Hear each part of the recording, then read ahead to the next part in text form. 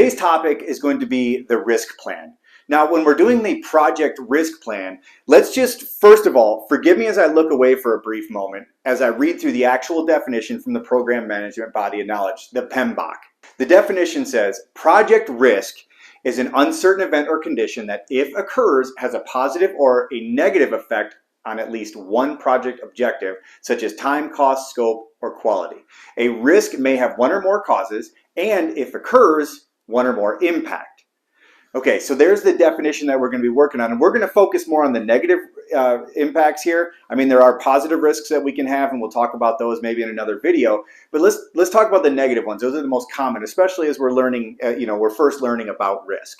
So think about something. The first thing that we have to do in the 4 steps of working through this risk plan are identify the risk. That's number 1. So when we're identifying the risk, let's do something like, let me throw up system functionality. Okay, so system functionality means we work within systems all the time, whether it's a software system, it's an online cloud-based system. There's systems everywhere that we're working in. And when we do, we have to run our experiments and collect our data and do all these things within that system, generally in the backside of the system. Well, when we are, it's possible we could knock that system offline. We might screw something up essentially when we're in there, and then we lose the capability of that particular system or that program. Okay, so system functionality is a pretty big and a pretty common problem that we run into. So I'll throw that one up there right now because it is a big deal. So let's say we're working with that. We identify the risk. Then what we need to do is actually analyze that risk. Break it down, talk about it, have a nice healthy discussion and say, where's this risk coming from? Is it likely to happen? You know, all that type of conversation around the risk. And then what we want to do is we want to put into some sort of risk response planning in. So how do we plan to mitigate the effects of this risk if it occurs?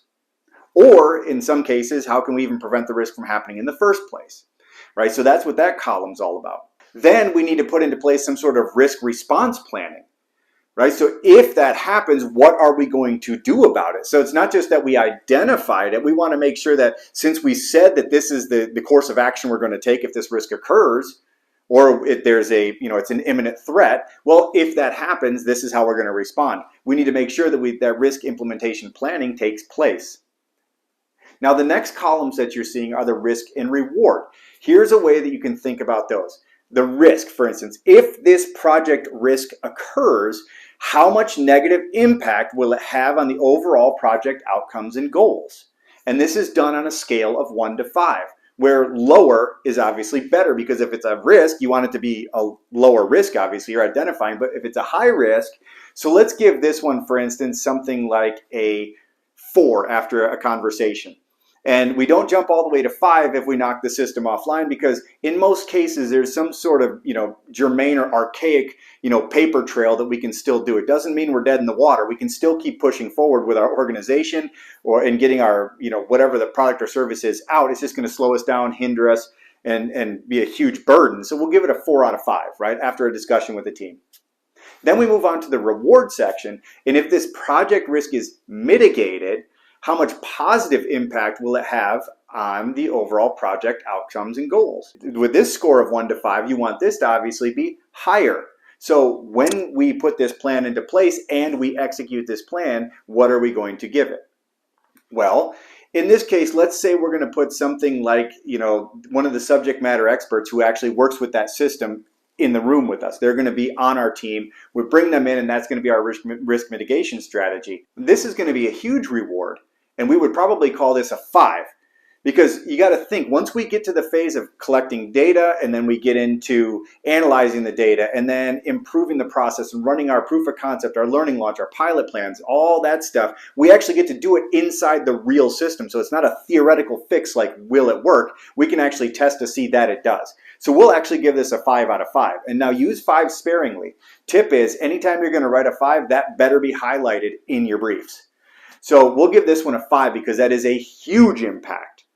So we'll actually say that this is a 5, and obviously higher is going to be better on this. Once we've had these discussions and we're talking about the different project risks that we have here, we have this nice little graph that you see that's red, yellow, and green. Obviously red means we really need to monitor these, track them, have good plans in place, and be ready to execute, right? All the way through green are just making sure we're monitoring them. So That's what that red, yellow, green is for right there. And it helps you to kind of rank and stack these different risks that you're going to run into. Now, tips for success is you want to update this tool continuously. And then also be honest about the impacts. Not everything's a 5. Oh, that's really bad. That's a 5. That's really good. That's a 5. These need to have honest discussions about them. So be real about the impacts. And do this with the whole team present. Again, I am beating the same drum on every single tool. None of these should be done in a vacuum. There should always be your entire team present to do the risk. And then also don't waste too much time on designating numbers. What I do is if I'm hearing a 3, a 3, a 3, a 4, a 4, I might be like, how about a 3.8? Is everybody good with that? Yep. All right, let's go. Because I mean, this isn't an end-all be-all tool where it has to be perfect. No, you want to identify the risk, make sure they're there, have a good plan, but don't waste a bunch of time arguing about numbers. That is in itself waste. And then also, solicit input from the process owners, the champions, the sponsors, the key stakeholders. So what I usually do is if I can't get them in the room to build the risk plan, I make sure at the briefs I coach my team to say, listen, whoever's briefing this, follow up with a line like, do you agree with these numbers? Is there anything you would like to add or subtract? And what that's doing is kind of forcing them to give feedback in some way, shape, or form to at least recognize, yep, I see these risks. I agree with what you guys did. But I want to make sure I get their input some way. Now, I hope this helps fill out your risk plan as you move forward. I'll see you in the classroom.